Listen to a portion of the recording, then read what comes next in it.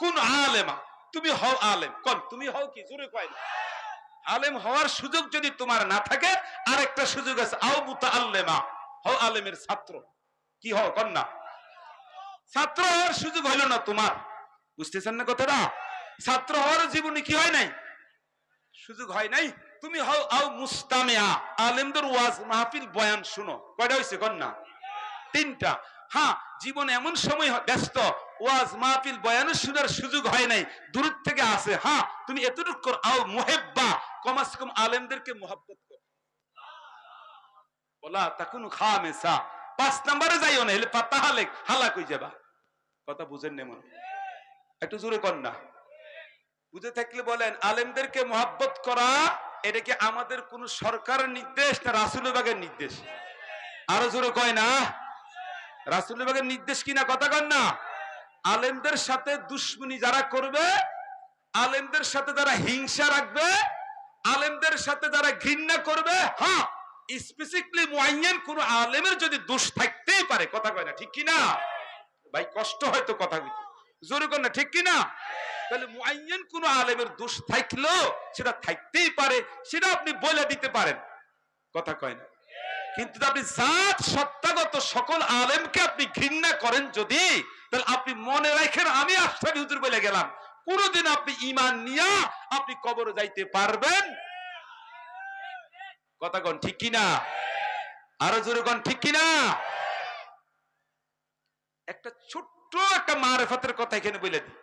মারিফত বুঝেন তো? গভীর কথা, খুব চিন্তা করতাম আমি। আজকে একটা গভীর রহস্য ফাঁস করে দিই। খুব চিন্তা করতাম, ব্যাপারটা কি, অনেক আলেম ওলামার তো দোষ আছে যে না, আছে না, না নাই, কথা কয়। কিন্তু আল্লাহ তাআলা কি একটা কাজ করছেন, এই হাদিসটা দেখেন আপনি। ওয়াইন্না লিল আলিমি লা ইস্তাগফিরু লাহু মান ফিস সামাওয়াতি ওয়া মান ফিল আরদ। আল্লাহু আকবার, জোরে কইতো। অবাক হয়ে গেছে আমি হাদিসটার একটা টুকরা দিকে। এটা মুসলিম শরীফও আছে, আপনারা মিশকাত শরীফ খুললে পাবেন। আলেমদের জন্য, জোরে কোন, কার জন্য? আলেমদের জন্য আল্লাহ তাআলা আকাশে যত মাখলুকাত রাখছে, তারকা বলেন, সূর্য বলেন, চন্দ্র বলেন, আর জমিনের মধ্যে যত মাখলুকাত রাখছেন, গাছ গাছালি পাহাড় পর্বত, সবকিছু আল্লাহ লাগায় রাখছেন। ইস্তাগফিরু লাহুম, তোমরা আলেমদের জন্য আল্লাহর কাছে গুনাহ মাফ চাও। ইস্তাগফিরু মানে কি? মাফ চাওয়া। কোন ইস্তাগফিরু মানে কি? আওয়াজ দিয়ে কোন না কি? তাহলে মাখলুকাত, সূর্য চন্দ্র গ্রহ নক্ষত্র, তার যার যার দায়িত্ব পালন করার পাশাপাশি সে আরেকটা দায়িত্ব তার কন্টিনিউস দিয়ে রাখছেন কে? এমনকি বলছেন তোমরা মাফ চাও, এই আলেমদের যে গুনাহ হয়ে যায় গোপনে, এই গুনাহগুলোকে যেন আল্লাহ ক্ষমা করে দেয়, তোমরা মাফ চাও। ইস্তাগফিরু, হাদিসের ইবারত। হাদিসের ইবারত কি কয় না? শুরু করে হাদিসের ইবারত কি? ইস্তাগফিরু, লা ইস্তাগফিরু আরেক riwayat আছে লিল আলেম। ইভেন ভালো করে শুনেন, আরেকটা riwayat এর সাথে যুক্ত, হাত্তাল হিতানি ফি জাওফিল মা, সুবহানাল্লাহ, এমনকি সাগর মহাসাগর, আটলান্টিক মহাসাগর, প্রশান্ত মহাসাগরের ভিতরে যত মাছ আছে, যত কি আছে কয় না, তাম পৃথিবীর পানির মাঝে যত মাছ মাছালি আছে, তাদেরকেও বলছেন তোরা আল্লাহর দরবারে আলেম উলামা যারা আছে পৃথিবীতে, এদের জন্য খোদা তাআলার কাছে তোরা মাফ চা। আল্লাহ আপনি আলেমদের গুনাহ লুকায় রাখেন, মাফ করে দেন। আমি হাদিস পড়ার পরে জীবনে অবাক হয়ে গেছি। আল্লাহ তুমি কত দয়ালু, তুমি কত দয়াবান। কারণটা কি এবার একটু বুঝতে হবে। কারণটা কি? আলেমদেরকে একটু সম্মান বাড়াই দিচ্ছেন এবং তাদের মাফ করানোর জন্য ব্যবস্থা রাখছেন কেন? এর কি একটা কারণ আছে না নাই? জোরে কয় না। আলেমদের জন্য এত দোয়া কেন? আলেমদের জন্য এত মোহাব্বত কেন রাখছেন? এর একটা কারণ শুনবেন কি শুনবেন না? আওয়াজ দিয়ে কথা কয় না। একটা হাদিসের টুকরা আপনাদেরকে শুনাই, অমনোযোগী হয়েন না কেউ। এক হাদিস আশ্চর্য শুনেন। হযরত কাসির ইবনে কায়েস তিনি বলতেছেন রাদিয়াল্লাহু তাআলা আনহু, আমি একবার সিরিয়ার রাজধানী দামেস্ক, সিরিয়ার রাজধানী কি কন্যা? দামেস্ক শহরে হযরত আবু দারদা রাদিয়াল্লাহু তাআলা আনহু, আবু দারদা এক জলিলুল কদর সাহাবী, উনার সাথে ছিলাম। এক বড় সাহাবা, উঁচু সাহাবা, উনি থাকেন সিরিয়া। বলেন না একটু কষ্ট করে। এই সিরিয়া উনি থাকেন। উনি এখানে সিরিয়ার রাজধানী, বাংলাদেশের রাজধানী যেমন ঢাকা, সিরিয়ার রাজধানী কি? উনি এখানে বসবাস করেন, কেন্দ্রীয় মসজিদে ইমাম বা বয়ান করেন। তো ইত্যবসর একদিন দেখি হঠাৎ, ভাই খেয়াল করি হাদিসটা, হঠাৎ করে দেখি রাজুলুন মিন মাদিনাতির রাসূল সাল্লাল্লাহু আলাইহি ওয়াসাল্লাম, এক সাহাবী আসছেন। এক সাহাবী, क्या भाई कहो ना, एक সাহাবী, রাজুলুন বলা হয়েছে হাদিসে, মিন মাদিনাতির রাসূল সাল্লাল্লাহু আলাইহি ওয়াসাল্লাম বলেন, রাসূল পাক সাল্লাল্লাহু আলাইহি ওয়াসাল্লামের শহর থেকে একজন সাহাবী আসছেন সিরিয়ায়। এখানে রাস্তার ব্যবধান হচ্ছে 1300 কিলোমিটার। কত? আসছেন এক সাহাবা, আর আসছেন আরেক সাহাবার কাছে। বলেন, আসছেন কে? আবার আসছেন কার কাছে? আরেক সাহাবার। যার কাছে আসছেন ভাঙ্গা ভাঙ্গা বুঝাইতেছি, তিনি হচ্ছেন আবু দারদা। বলেন, তিনি হচ্ছেন কি? রাদিয়াল্লাহু। এই মদিনা রাসূল পাকের শহর কোনটা? কোন? মদিনা। জোরে কয় না। এই মদিনা আর সিরিয়া রাজধানী দামেস্কের দূরত্বের ব্যবধান কত সময়? মাশাআল্লাহ, আপনি খেয়াল করে শুনতেছেন। আল্লাহ আমাকে সহ আপনাদের জিহান জাকাত আকলের মধ্যে আল্লাহ যেন পূর্ণ সুস্থতা দান। আমি দোয়া হয়ে গেছে, আল্লাহ ইনশাআল্লাহ কবুল করুন। আল্লাহ আমাদের কাউকে হার্ট স্ট্রোক, ব্রেন স্ট্রোক দিয়ে আল্লাহ করে মাইরেন না। আল্লাহ মৃত্যু যদি হয় করে মদিনা মুনাওয়ারায় মরণ দিয়ে। মদিনা যেতে মন চায় না? আসতে মন চায় না? চায় না? আইবে, এই কথা পরে আইবে ইনশাআল্লাহ। এখানে আসেন। সাহাবী আয়েশা বলতেছেন, আবু দারদা, আমি আপনার কাছে এসেছি, লাকাদ জিতু মিন মদিনাতির রাসূল। কেন এসেছি? একটা কারণ, লে হাদিস। প্লিজ ভালো করে শুনিয়েন, লে হাদিসিন। मेरे भाई, एक हदीस लेने के लिए मैं आया हूं। एक हदीस, सिर्फ ले हदीसिन फकत। अल्लाहु अकबर। ले हदीसिन मैं आया हूं मदीना मुनव्वरा से, मैं आया हूं। আমি তো এসেছি মদিনা মুনাওয়ারা থেকে 1300 মাইল হাইটা আপনার কাছে আসছি। লে হাদিসিন ফাকাত, একটা মাত্র কিসের জন্য? আরে ভাই জোরে কয় না। একটা হাদিস আপনার কাছ থেকে আমি আয়ত্ত করার জন্য, যে আমার কাছে বালাগানি, আমার কাছে একটা খবর পুচ্ছে, আন্নাকা তুহাদ্দিসুহু আন রাসূলিল্লাহ সাল্লাল্লাহু আলাইহি সাল্লাম, যে হাদিসটা আপনি নাকি রাসূল পাক সাল্লাল্লাহু আলাইহি ওয়াসাল্লাম বয়ান করছে আপনার সামনে, আপনি সেখানে উপস্থিত ছিলেন এবং রাসূল পাকের কাছ থেকে আপনি শুনেছেন, এই বয়ান আপনি নাকি করেন। সে হাদিসটা আপনার কাছ থেকে জানার জন্য আমি এত কষ্ট করে মদিনাতুল মুনাওয়ারা থেকে এই সিরিয়া আসছি, শুধু একটা হাদিসের জন্য। হাদিসের ইবারত পড়লে মাথা हैरान হয়ে যায়। কি ইবারত, কি হাদিসিন, এক হাদিস। বালাগানি আন্নাকা তুহাদ্দিসু, আপনি বয়ান করেন, হাদাসা ইউহাদ্দিসু তুহাদ্দিসু, আপনি বয়ান করতেছেন হাদিসটা আন রাসূলিল্লাহ, এই কথা বইলা আমি আপনার কাছে আসছি। তখন কি বলেন দেখেন, বুঝছেন আলেমদের কষ্টটা কি আপনারা বুঝতেছেন? কথা কয় না। এই দ্বীনের হামিল ইলম, এই ইলমকে বহনকারী পৃথিবীর মধ্যে যারা ভাসতেছে, খাইয়া না খাইয়া, কথা কয় না, কেউ নাই খাইয়া না খাইয়া, কোন না খাইয়া, আলেম উলামারা तमाम পৃথিবীতে হাফেজরা, কোরআনের হামিলরা, মুফাসসিরে কোরআনরা, মুহাদ্দিসিনে কেরাম, খাইয়া না খাইয়া তাদের কি 10 তলা বাড়িঘর আছে নাকি? কথা কয়, আওয়াজ দিয়ে কথা কয়। 10-12 হাজার 15 হাজার টাকা মাসে মাহিনা পায়। এটুকু নিয়া तमाम পৃথিবীর মানুষের দুয়ারে দুয়ারে মাসাইলে শরীয়ত ইসলামিয়া, ইসলামের শরীয়তকে, দ্বীনের হাকামগুলো মানুষের দুয়ারে দুয়ারে ধর্ণা দিচ্ছে, চিল্লায় কয় না সুবহানাল্লাহ। এরপরেও দুঃখ লাগে, কিছু ইমানদার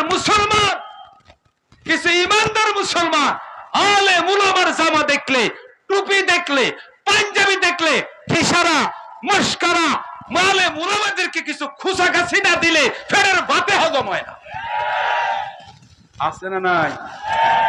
ইন্না লিল্লাহ পড়েন, লা হাওলা পড়ে না। বুঝতেছেন নি কষ্টটা কোন জায়গায় লাগে? এই লড়ো না, কথা শুনেন। তখন তিনি হাদিসটা বলতেছেন, শুনেন, অবাক এক হাদিস। হাদিস কত গভীর। ওই আবু দারদা রাদিয়াল্লাহু তাআলা আনহু হাদিস কানা বয়ান করতেছেন, চোখের পানি ভরে যায় হাদিস খানা শুনলে। আল্লাহর হাবিবের সাহাবা আরেক সাহাবার কাছে বলতেছেন, হাদিস খানা হলে একটা হাদিসের ইবারত। মান সালাকা, নবীজি বলছেন, কালা রাসূলুল্লাহ। সবার মুখ দিয়ে জোরে আইলো না কেন? সাল্লাল্লাহু। আশিকে রাসূল যারা, তাদের মুখ দিয়ে আসতে হবে সাল্লাল্লাহু। কালা রাসূলুল্লাহ সাল্লাল্লাহু আলাইহি ওয়াসাল্লাম। আল্লাহর হাবিব দুনো আলমের সরদার, সাইয়্যিদুল কাউনাইনি ওয়াস সাকালাইন, নবীজি আমার, নবীজি আমার, তিনি হাদিস কানা বয়ান করেছেন। শুনো, এই হাদিসটার জন্য তুমি এসেছো মদিনা থেকে, মুনাওয়ারা থেকে। হাদিসটা আমি তোমার কাছে বয়ান করতেছি। হাদিসটা হলো এই, মান সালাকা তরিকান ইয়াতলুবু ফিহি ইলমা, মান সালাকা তরিকান। এই পৃথিবীর কোন মুমিন বান্দা বান্দি, কোন ছাত্র ছাত্রী যদি এমন কোন রাস্তা দিয়া যায়, এমন কোন রাস্তা ধরলো, তার একমাত্র উদ্দেশ্য হলো আল্লাহ তাআলার ইলমকে তালাশ করা। সুবহানাল্লাহ। জোরে কন্যা, কি করা? কার ইলম? কুরআন শরীফ কার ইলম? আর একটু জোরে কয় না ভাইয়া? বুখারী শরীফ কার ইলম? মান সালাকা তরিকান ইয়াতলুবু তালিবান ইয়াতলুবু তালাবা ইয়াতলুবু মান সালাকা তরিকান ইয়াতলুবু ফিহি ইলমা।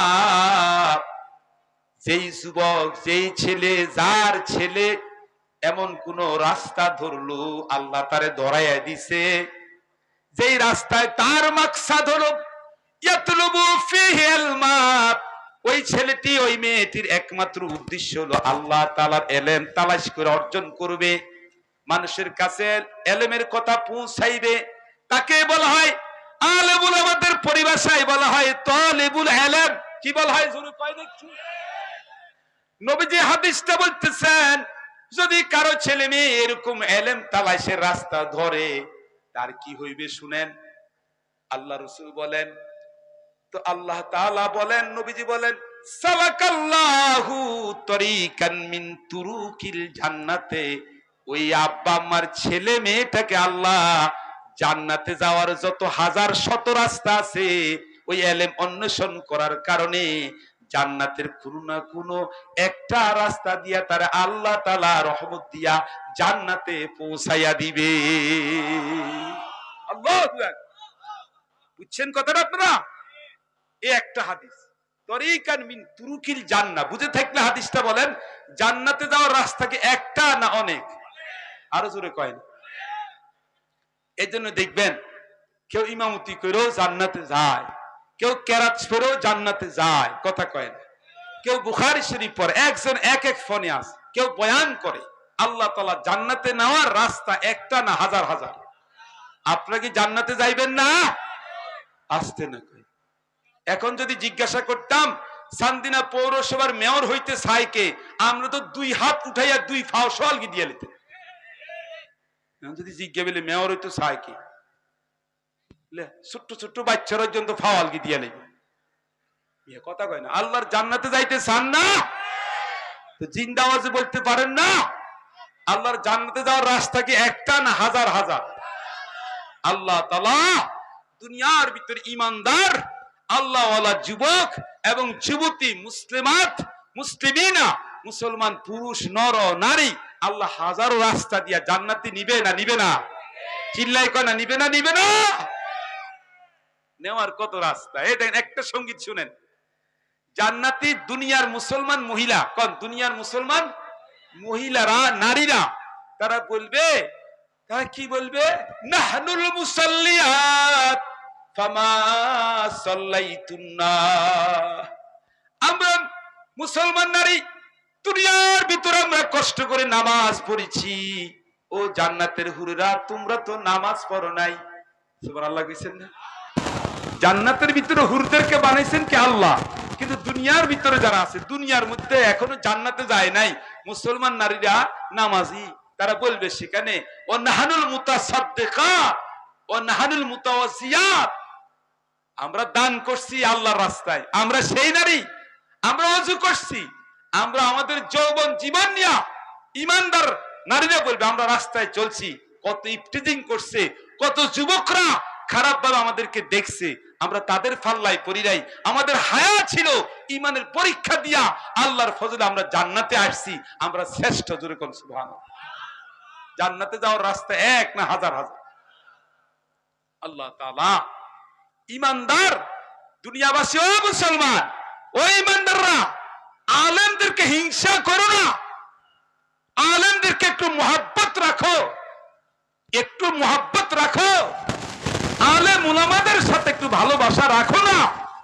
তোমার ছেলেটাকে আলেম বানাও, না পারলে অন্তত আলেমদের ছাত্র বানাও, না পারলে কমপক্ষে আলেমদেরকে মোহাব্বত করো।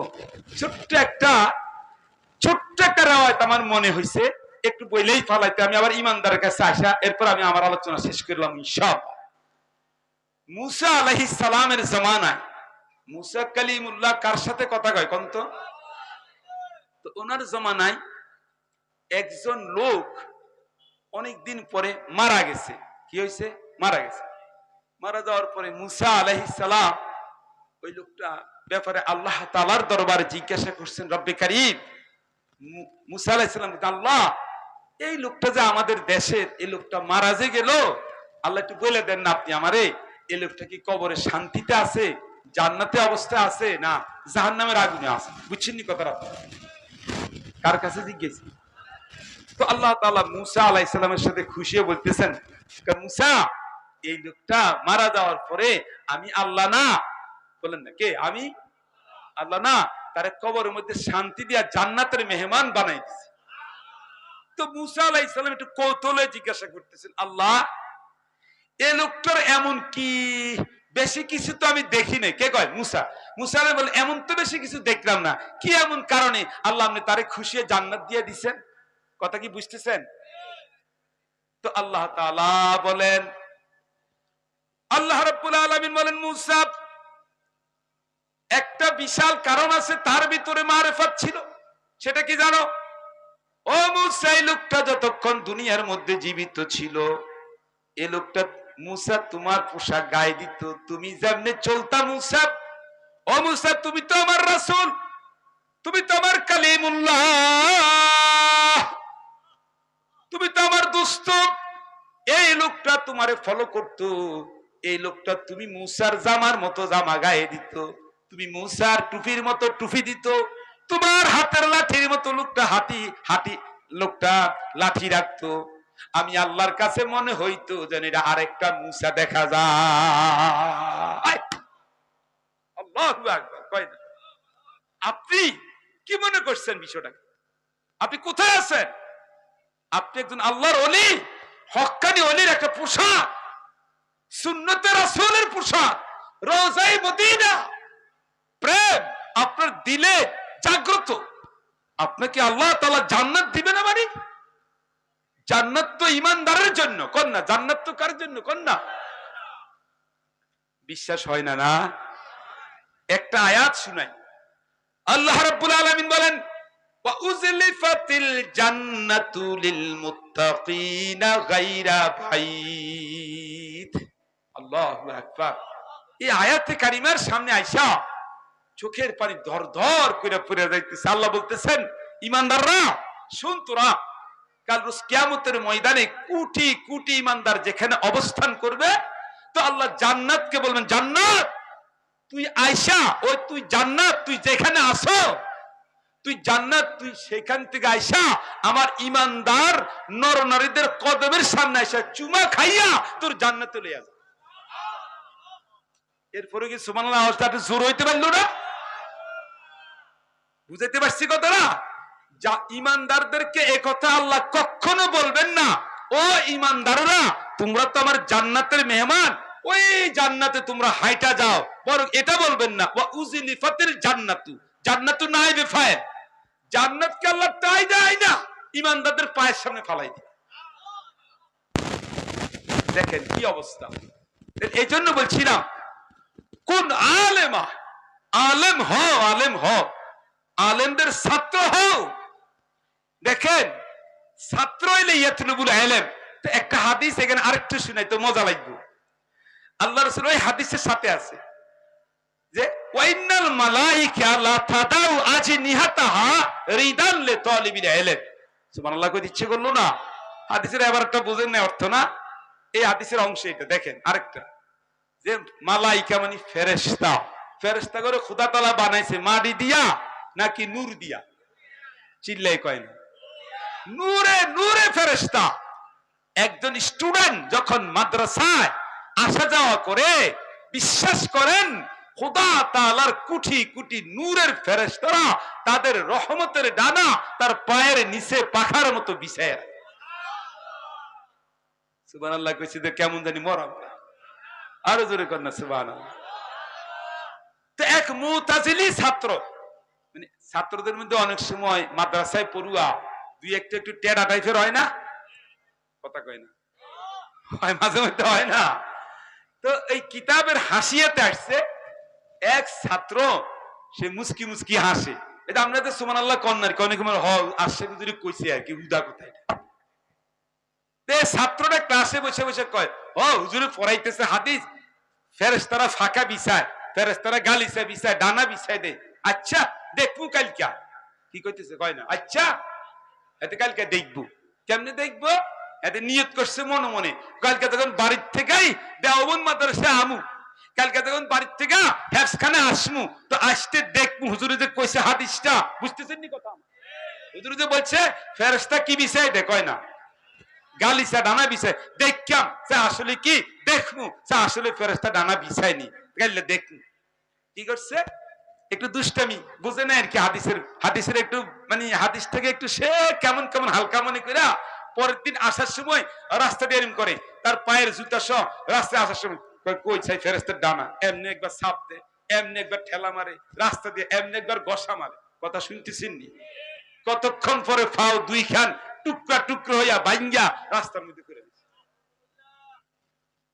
আল্লাহু আকবার কন্যা, বুঝেননি কিছু কথাটা? বুঝেন? ওয়ামান ইউআজ্জিম শাইরাল্লাহি ফাইন্নাহা মিন তাকওয়াল কুলুব। আপনি যখন মসজিদ দেখেন, আপনি যখন টুপি দেখেন, আপনি যখন কোরআন শরীফের রেহাল দেখেন, আপনি যখন কোরআন শরীফের গিলাপ দেখেন, আপনি যখন কোরআন শরীফের জুজদান দেখেন, অন্তরের মধ্যে একটা শ্রদ্ধা সম্মান ভাইসা উঠে না? উঠে না? আরো আস্তে কর, উঠে না? উঠে না? আল্লাহ তাআলা বলছেন যার দিলের মধ্যে এরকম ভালোবাসা ফুটে ওঠে, এটা হচ্ছে একজন মুমিনের তাকওয়া। বুঝেন নাই কথাটা? দেখেন তো কোরআন শরীফের সাথে যে রেহালটা আছে, কি আছে জোরে কয় না? এই রেহালটার দাম কত? এই রেহালটার দাম কত কোন না? না হয় 1000 না 800 টাকা রেহাল। কিন্তু বলেন আপনাদের আমাদের বাড়ি ঘরে কত সুন্দর সুন্দর দামি দামি বক্স খাট আছে না নাই? তো বক্স খাটের ইজ্জত বেশি, সম্মানের দিক থেকে রেহালের সম্মান মানুষের কাছে বেশি না ওই বক্স খাটের দাম বেশি? রেহালের দাম বেশি না? তাহলে রেহালওয়ালা কোন না? রেহালওয়ালা রেহালের মধ্যে বসে বসে যারা কোরআন শরীফ পড়ে তারা হাফেজে কোরআন। তারা কি কয় না?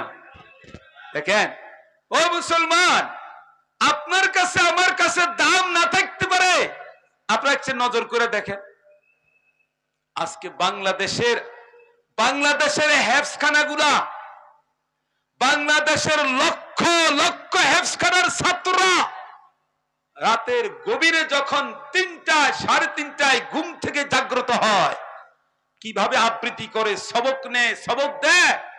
আর আমাদের ছেলেরা এই আবৃত্তির স্টাইলটা আজকে দেখেন মিশর, কুয়েত, কাতার, সৌদি আরব, আল ইমারাত, ইরান, তেহরান, অল বিশ্বে জাতীয়ভাবে আন্তর্জাতিকভাবে হিস প্রতিযোগিতায় সেখানে বাংলাদেশের আবৃত্তি করা ছাত্ররা সেখানে 1 নাম্বার হইয়া ফার্স্ট হয়ে